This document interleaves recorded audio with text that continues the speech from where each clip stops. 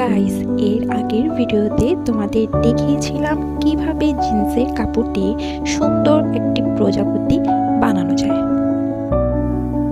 আমি আগেই কিছু প্রজাপতি বানিয়ে রেখেছিলাম তোমাদের দেখাবো বলে। তো এগুলো দিয়ে কিভাবে আমি আমার ঘরকে সুন্দর করে সাজিয়েছি তাই দেখাবো।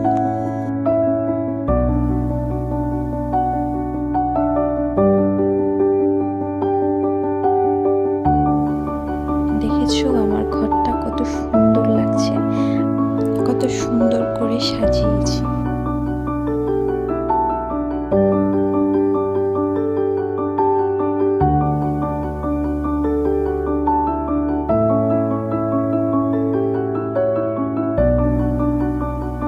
আমার এই ঘর সাজানোর ভিডিওটা কার কার কাছে ভালো লেগেছে কমেন্ট করে জানাও। আর হ্যাঁ, লাইক আর সাবস্ক্রাইব করতে ভুলো না।